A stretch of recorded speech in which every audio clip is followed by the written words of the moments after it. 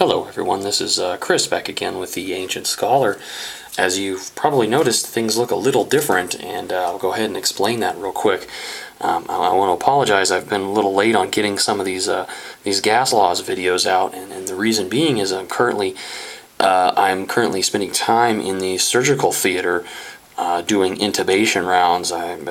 We're required to spend so much time in the surgical theater with the anesthetists, intubating patients, performing airway management on them, inserting LMAs, managing airway, talking about medications, and just generally learning as much as we can from the anesthesiology folks. And unfortunately, the hospital that I have to go to is about 140, 150 miles away from where I live. So I've been spending a little bit of time in a hotel room. Obviously, it's just prohibitive, all the driving, especially with gas prices nearing the $4 a gallon mark. So what I'm going to try to do is I'm going to try to record the next gas law lecture be over combined gas laws. I'm going to try to do that with my iPad, and hopefully it works out for you guys. So I think that really the last gas law we need to talk about is the combined gas law. What the combined gas law is it's just that. It combines Charles' law, Gay-Lussac's law, and Boyle's law, and it combines them into not one nice tidy equation. Well, actually there are a few equations, but there's one equation specifically that's really relevant to us in the respiratory care environment, or in the healthcare environment. It's not as relevant because it's not something we'll use on a practical basis. It does help with understanding, and certainly you're probably going to get it in either your chemistry or physics courses, because gas laws just always seem to come up. So let's go ahead and just talk about the combined gas law. So this is the combined, and I hope you all can see that. This is a combined gas law. So we take Charles' law. Remember Charles Celsius, and Charles tells us that what increases if the temperature increases?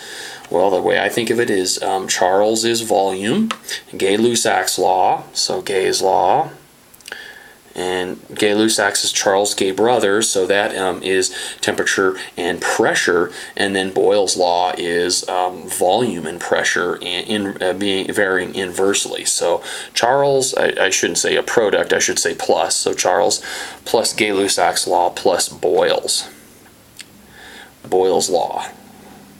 Okay, so we got that. So we take Charles plus Gay's plus Boyle's, and we can kind of put that into a nice equation, and the equation goes something like this: P1 times V1 over T1 equals P2 times V2 over T2. So what we're doing is we're going to look at an ideal gas, and what we're doing is we're actually looking at the ideal gas under two different conditions, and I like to say that this here is condition A, and this over here is condition B. And under a gas under condition A will have a certain pressure, it'll have a certain volume, it'll have a certain temperature, and then I go ahead and I change one or more of the variables over in condition B, and I can use this equivalence. Basically, this is just nothing but a big dimensional analysis, something that is something that's very commonly done, and you guys should be fairly familiar with this concept of dimensional analysis by now. So I won't really go over it, but I do have some videos on it if you need to refresh yourselves. Okay, so let's go ahead and just give you guys a problem here.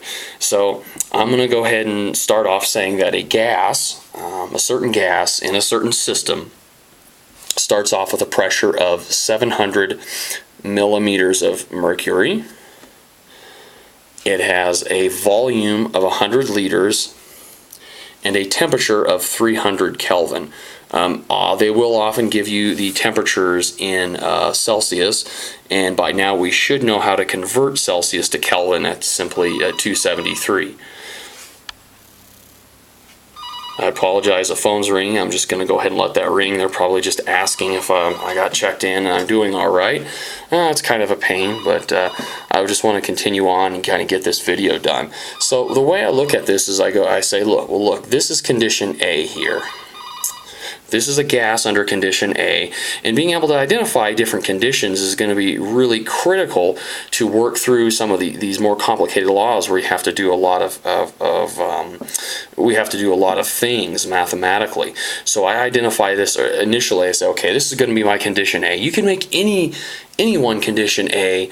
I'm just going to arbitrarily do this. You could make this B if you wanted to. Doesn't really matter, because there's equivalence.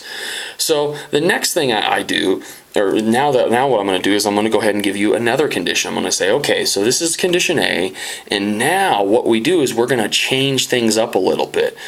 And what I'm going to do is I'm going to take the same ideal gas, and I'm now going to increase the temperature to 400 Kelvin. I'm going to increase the volume to 150 liters. Again, we're taking about the same ideal gas in the same system. And what I want to know is I want to know what my new pressure is going to be. I don't know what that is. So what I say is I go, well, okay, well then I'll make this my condition B.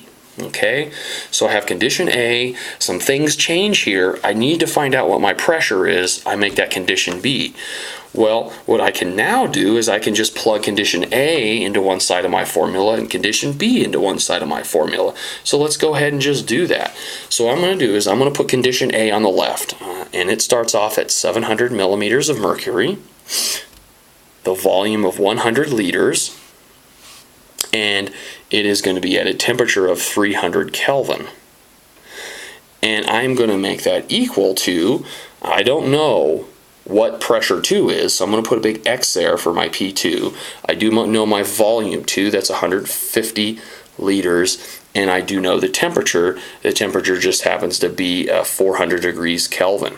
Okay, so this is P1, P1, V1, T1, and you can see what I've done is I've made this side condition A, and I've made this side condition B. Alright, so now how do we solve this monster? How do we solve this monster? We've got some X's in here. Now there are certainly many ways that we can solve this, but I prefer cross multiplication. I just love to do that. Again, everything just is a dimensional analysis in my world. It's just how I work through the world. It seems to work. So what I'll do is I'll go 700 times 100, and then we'll cross multiply that over here, and multiply that by 400. Okay, I'm also going to do 300 multiplied by X multiplied by 150. So let's just go ahead and do 700, 100, 400. So 700 times 100 times 400. So you can take out your calculator, 700 times 100 times 400. You could even go 7 times 1 times 4, add up all your zeros. That's the beauty of having lots of zeros. Again, that's always the beauty of the metric system as well. And that should come up to be about 28 million. 28 million. You could write 28 and all the zeros. You could write 2.8 times 10 to the number of zeros to make a million if you want to write in scientific notation. Doesn't really matter.